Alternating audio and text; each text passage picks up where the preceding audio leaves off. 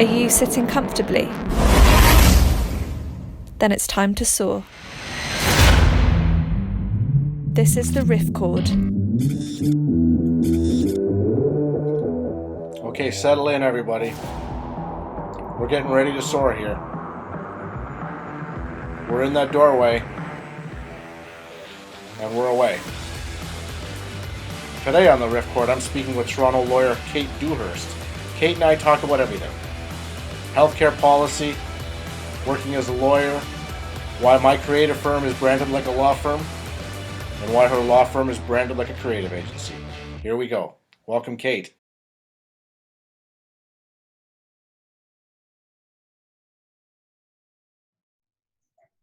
And now we're live. Good morning, Kate. Hi, Paul. How are you? I'm excellent, thanks. How are you doing? I'm great, thank you. Good. Now, I call you Kate. Your website says you're Kate. Your brand is Kate. It is. But every time I say your name, I always think of one thing, because I've had the pleasure that you've introduced me in court, or you've represented me in court. It wasn't for an offense. It was to adopt my daughter. But I noticed when you introduced yourself to the judge, you said, Kathleen Dewhirst, Your Honor. That's right. That is my registered name as a lawyer, is Kathleen. If you want to know my full name, it's Kathleen Helen, and that is what I get called when I'm in trouble from my parents. Or judges, apparently. Or judges, yes. But for your brand and for my brand, it's colleagues, a little more casual, yes. Exactly. So actually, let's start out talking about that. Let's talk about your career and your brand. Like, as I looked at your notes for this interview, like, I've worked with tons of lawyers over the years. I myself wrote the LSAT, did, mediocre, not well enough to get into law school. And I ended up doing a master's degree in public policy. But as a result, I was surrounded by lawyers of all different kinds. As you know, many of them are terribly unhappy. They're not even entirely sure how they got there. And a lot of them are trying to, well, I don't know if they're trying to redevelop themselves, but there are people I've met along the way who's, well, maybe I could be a legal researcher. Maybe I could be some type of legal assistant or something. So, but you have actually developed a unique niche. Why don't you walk us through what you've been able to achieve? Sure. So I practice healthcare law, which is my life's passion. I love what I do every day. I'm excited by what I do.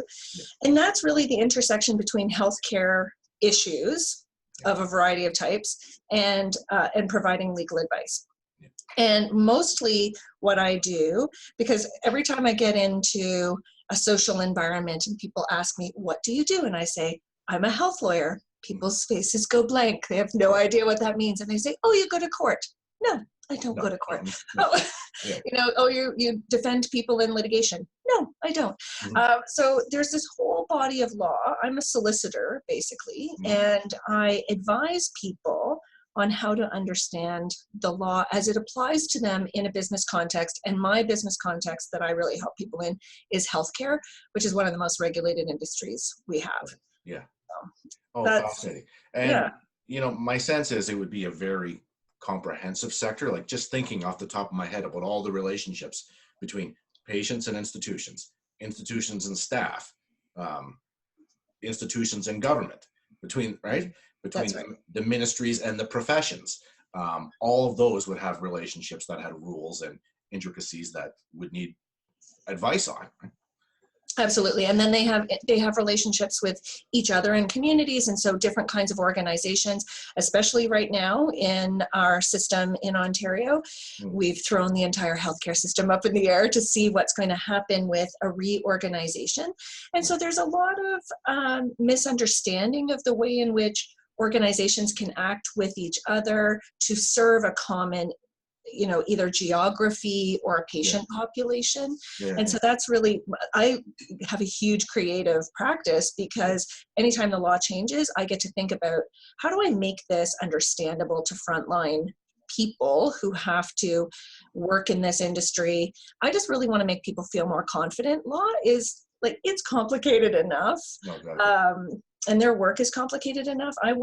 Really, my work is about translating laws into stories Oh, into fascinating. into compelling actions that people can take, compelling and doable, frankly, Mhm. because sometimes it's compelling but you feel like, oh, it's too overwhelming. So my work is about translating the law into stories and compelling doable action so that people, can get to the work they really need to do.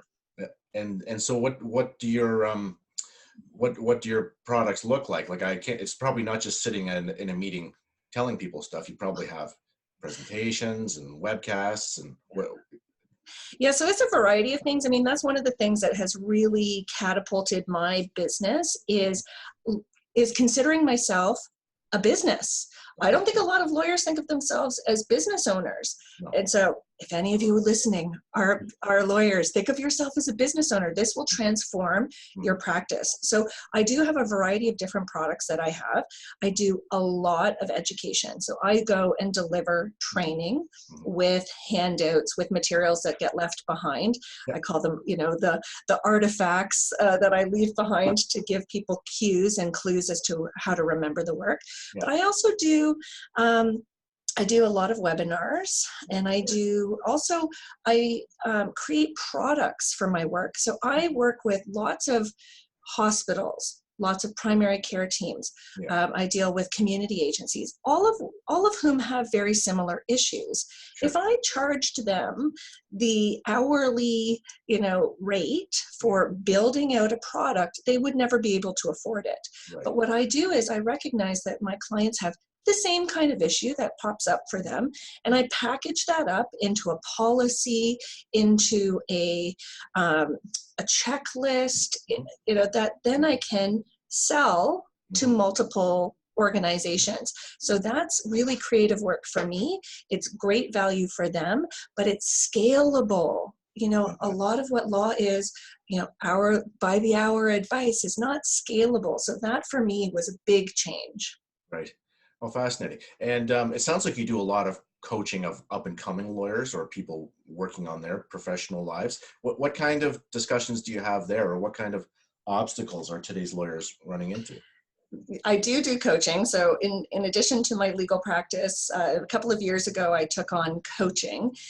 And so today's lawyers, it's so interesting to me because I think of our profession as being one of the most privileged professions there is, really. Nice. We're highly educated. Most of us have financial means. We're pretty well compensated. Not all lawyers, and I want to acknowledge that, but many lawyers are well compensated. And yet the lawyers, both the junior lawyers I speak to as well as the senior lawyers I coach, feel stuck. Yeah. And I think it is this sense of, I have been trained and educated to deliver a particular kind of service. And if I'm not doing that, I don't know what to do. And yet lawyers have, our training is really to organize ideas, organize hugely complicated matters, issues, fact scenarios, etc. We can translate that into all kinds of different, you don't have to be a lawyer after you've gone to law school. You can be all kinds of different service providers in all kinds of different ways. But most of what I do for coaching is really people who have lost the passion, the purpose behind why they went into law school. And even at the beginning, when you were saying, there are a lot of people who don't feel energized by their work. I think a lot of us started it because it was intellectually stimulating. Absolutely. But a lot of law can get pretty rote. Pretty like, okay, I've done my 700th, commercial transaction, or I've gone to court on this exact same issue, 65 times, and you lose your passion. But one of the things I do is I coach lawyers how to insert passion back into their work, creativity, so that they're stimulating their minds again, and also figuring out how to have bigger impact in the world. Many of us went into the profession of law to help others. We got kind of tangled into a mess of, just the mechanics of law and the very linear measures of success, which is how many hours you bill and how much money you make and what title you have. And along the way, a lot of people feel like they have golden handcuffs to the job they have, and they're not sure about how to navigate a change or to reinsert the things that they used to love to do. I can imagine. Yeah, fascinating. So let's compare our brands for a second. Yeah. When my business partner Felipe Muller and I launched our agency, actually, our target market was law firms. Yes. We wanted to provide branding, social media, communications, and marketing support to law firms. As a result, if you look at our website, Felipe and I are both wearing blue suits. We're standing, looking all serious. That photo where we're standing together, I'm actually on the stair because I'm short. He's super tall.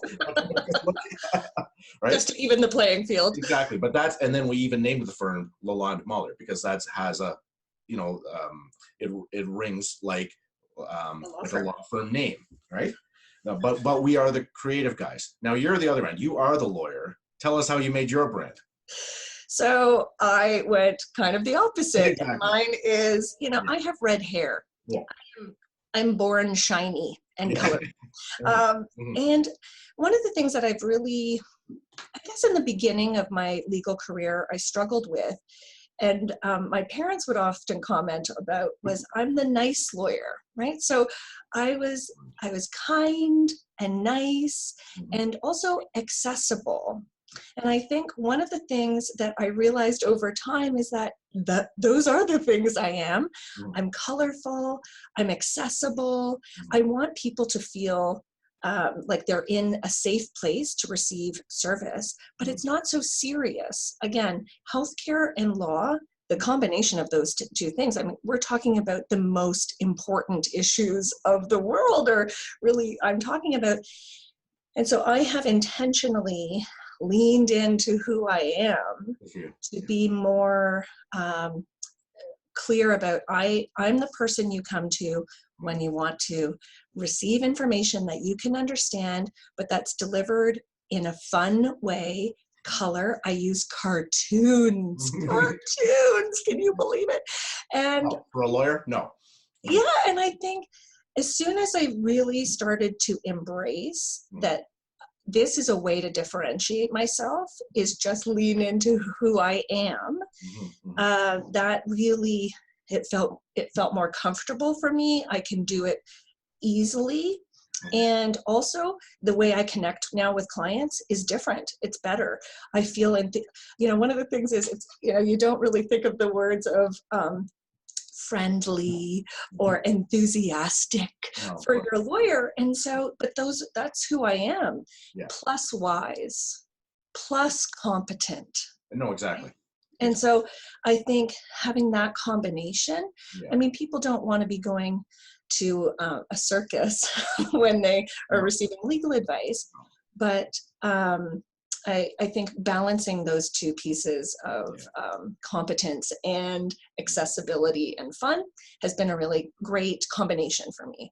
Yeah, I think that's a great point because as I mentioned earlier, I have had the experience of seeing you stand up in court, and when you do that, your face does change, and you clearly know what the game of addressing a court or addressing a judge looks like, which is part of your skill set. And one thing I've found in my own career as it goes, it's just as you develop those years of experience and you become more wise, it gives you the comfort and the skills that you can broaden, you can relax, in other words, right? Oh, I have been waiting since I was 25 to be 40. Like, yeah, exactly. Because in law, you need gravitas. Exactly. You need to be able, it's still a very traditional profession. Right. For young women in particular, women who people who identify as women, it's difficult to take your space up. And so, as soon as I turned 40, I was like, yes, because then I could loosen up a little bit. Now I'm well into my 40s, and I'm able to be that kind of passionate and friendly person, because it comes with my 20 years of legal experience. So that is a foundation. I think you're exactly right. It does free me up to be a little bit more myself. Yeah. Now, looking back on those 20 years of experience, did you have hardships or obstacles that you feel have shaped your skill set and shaped who you are today? Oh, absolutely. I mean, this has not been it's not been an easy coast through my professional career or my personal career. A couple of things. I have moved around, and prior, generation before me of lawyers was very, you went to a firm and you stayed in the firm and you stayed there for your entire career, and you built up your brand and your referrals from that really secure space. I left a great firm, 4 years into my practice, and I went in-house. Right. And I had an experience of being in-house. And then 4.5 or 5 years in being in-house, I went out on my own. And then a year after that, I started a firm. And then 7 years into doing a firm, I went out on my own again. So every single time you move, there's uncertainty of, is this the right choice? Is this good for me? What's this going to do for me? I really think my willingness and also my ability to bet on myself has served me well. I know that for a lot of people, the certainty of status, the certainty of what they are doing, in some situations, not all, but in some situations has kept them stuck. Especially again in professions like I've had, none of my positions have been bad. They've all been great. But if I look forward, I see myself doing something different. And every time I move, it becomes more difficult because you are disappointing people. There's more to lose. There's less certainty of, can I make the next jump? So all of that has been, that's been challenging. And I've had lots of personal things that I've gone through. I don't know if you want to get into some personal. Yeah, well, why don't you mention it? There was one that happened 2 years ago that those of us who are in your network of friends were certainly aware of, and it came about quick, and it's shocking. And I know I've expressed to you how saddened we were when that news came out, and I can only, I can imagine. Well, no, I can't imagine, but it's painful is what I'm saying. Yeah, 2 years ago, it will be 2 years in January that my little sister Beth passed away suddenly. Yeah. And she was 43 years old. Yeah. And it's still shocking to all of us that it happened, because it was completely out of the blue, unexpected. Yeah. And that does rock your world. There's no way that you can have someone you love who leaves in any way, but especially unexpectedly, without that impacting your worldview. Yeah. And, there are still days that I think to myself, did I sleep? Was that a bad dream? What happened there? And as we go through, again, we're about to come up to the second anniversary. Yeah. There's a lot of pain that comes up. Yeah. But from a way of dealing with, so many life lessons came out of that. One is, if there's something you really want to do, go do it. Yeah. Go do it, because yes, life is long. I really come from a space of life is long, and we will be able to do the things we want to do, and you can kind of grow and map things out. And there is no guarantee that what we have planned will come to fruition. Yeah. And so I just have this real seizing of moments now that I didn't have before. Right. Yeah. Yeah. And I guess also gratitude, in the depths of, I'd never been hit that hard. I mean, I've gone through lots of things in my life. I've had my own healthcare issues. I've had cancer. I've had situations. I've had C-sections with my children, but nothing like the loss of my sister. And what I have discovered in all of that is little small acknowledgments of gratitude are my way through all of these things that are complicated, all of the things that challenge us. It's just recognizing what we have and what we used to have and what we want and being grateful. That, I mean, those two things of go out and do those things you want to do and be grateful for what you have. Those have been the biggest lessons from that. Yeah, you've touched on a couple very important points that have improved and affected my life. Like I haven't had major obstacles and certainly no tragedies as big as what your family had 2 years ago. But the obstacles I did have, I was carrying resentment, and it was leading to some level of depression.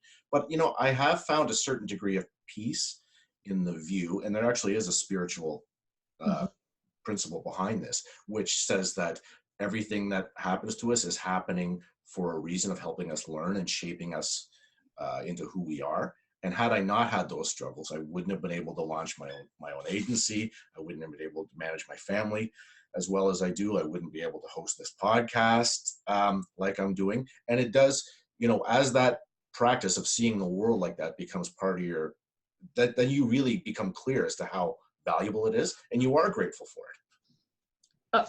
Absolutely. I mean, the thing is, the world happens, and the other thing that comes from living a full life is you connect to other people who also have had full lives, right? Who have had the experiences of loss, who have had the experiences of success.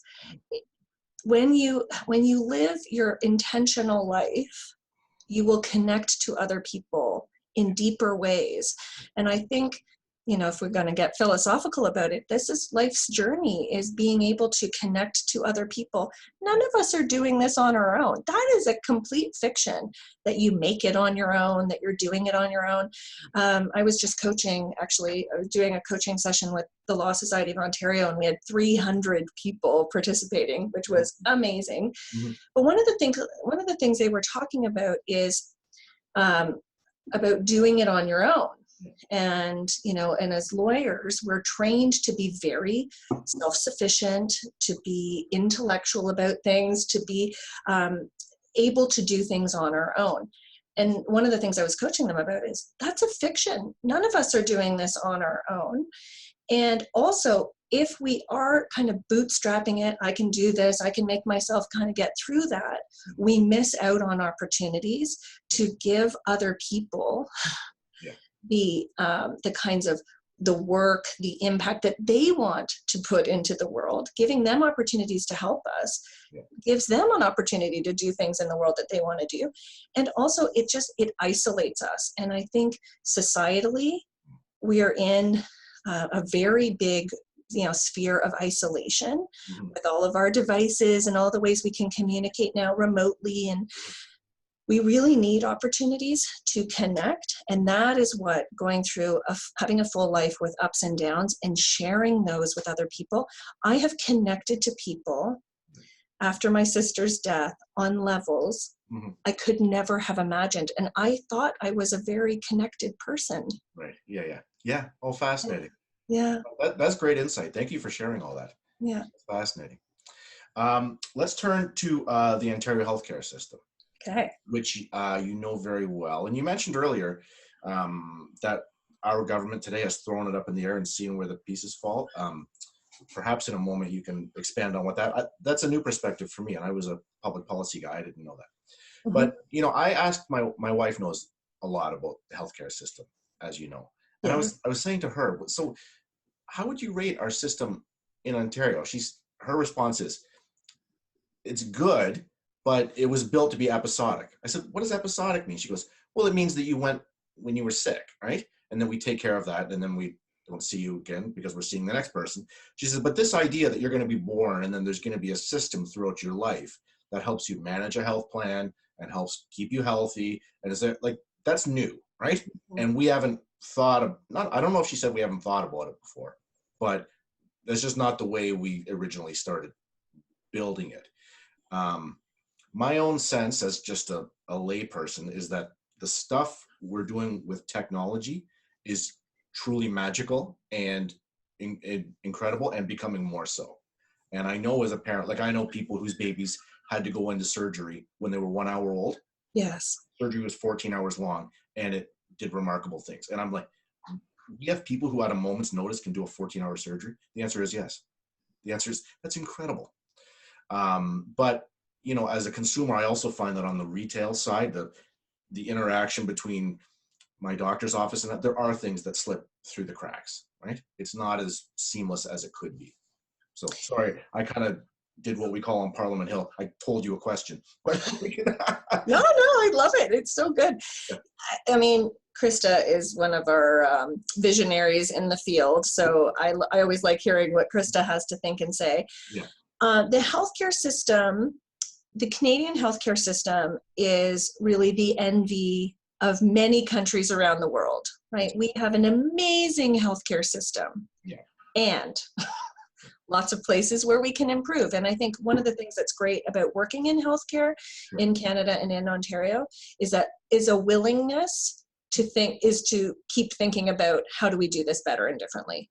And there are lots of people who have had negative experiences from whom we can learn. A couple of themes that I see happening in the healthcare system today is the democratization of health services and information. And by that I mean a huge power shift. And this is very tech driven, but also very consumer driven of, I would like to organize my own healthcare. Thank you very much. Oh, it's going to take you 10 years to build out a system where you can coordinate my health records between organizations? No problem. I'll put them on my watch. You know, like there is a very, you know, in our world, we have democratized all kinds of different industries. And so giving people who use the services more power to deliver the service themselves, choose their service providers, have the information, carry it around with them, organize it, think through and participate. And so we're seeing a lot of friction from time to time in the healthcare system now in the engagement of patients or consumers, caregivers, families who want, you know, who have this expectation from these other industries and come in contact with the healthcare system, which sometimes feels like it's ready and sometimes absolutely not. And so, you know, this is a time of collision of these ideas. And a lot of times technology is ahead of the policy, the procedures, the organizational culture.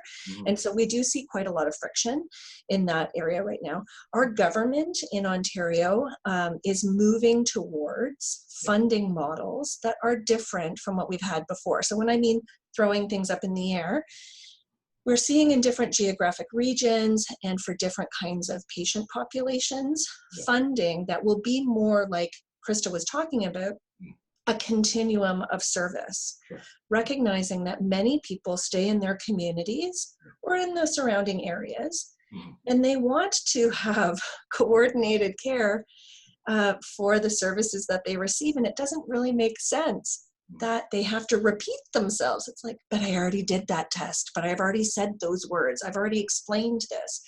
And just as you said, we've had these amazing technologies that we can turn around on a dime, do that 14-hour surgery, and yet we still use fax machines to communicate important information, and important information isn't always readily available. So, you know, our government is trying to change up the funding system so that there are regional teams, Ontario health teams that span, you know, a person's life. So it's different, and nobody knows what the outcome is going to be. Either it will be very similar to what we have now, or it could be very different, having truly coordinated care and systems around that care. Oh, fascinating. Okay, well, that was, you explained that very well. Thanks. Okay, let's turn towards the finish line here. And is there any question that you wish people would ask you but they never do? Oh my gosh, that's good. That's a deep one. Sorry, I should have prepared you for that. No, it's good. It's good. I guess I do like having conversations with people about where they want to go, what's next for them. I love that kind of conversation. One of the things I'm playing with right now in my work, in my coaching work in particular, is a concept of anchors and kites. Beautiful. And so one of the things I'm really helping myself think about, and also people with whom I work, is having in your life people who anchor you. And these are both in positive ways, anchor and also kite you. So the anchors in your life are people who hold you to what is important to you, who know what your values are, who challenge you to stay true to who you are and what you want to get out of life, and asking those anchoring questions of what is important, what are your values. And then the kite side is more of the carefree piece, right? That you need people who are pulling you forward, who are taking you out of your comfort zone, who are asking you questions about what else is possible, what makes you feel joy, what brings fun into your world. And I think, so this is one of the things I'm really working on in my life. And I see so many of these conversations of what is important and what else is possible in conversations of innovation, in conversations of career, movement and what we want out of our lives. Paul, I think this might be my midlife crisis talking, because, as we get into these middle years, we are really posed with the questions of, what is this all about? And so that's really what I've been playing with, is these anchors and kites, that concept. Yeah, thank you for sharing that. It's not a midlife crisis. It seems to me that you're tackling it with purpose and vision and insight. So well done. So that's Kate Dewhirst, Toronto healthcare lawyer, and you can reach her at katedewhirst.com. It's .com. katedewhirst.com. And what's your Twitter handle, Kate? It's at Kate Dewhirst. Simple. It's all simple, all accessible, all the time. Wonderful. Thanks for joining us on the podcast. And we're taping this at the holiday time. So happy Hanukkah to you and your family. Thank you so much, and Merry Christmas to you and yours. And it was so great to be with you. Thank you for having me. Not at all. All the best. Thanks.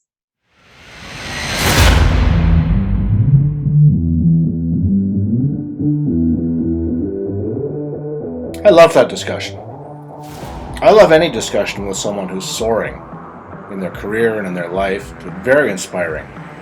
Kate talked about anchors and kites in your life. I'm going to remember that one. Things that keep you stable, things that make you fly. This is the Riff Chord podcast. It's about people soaring. Until next time, all the best.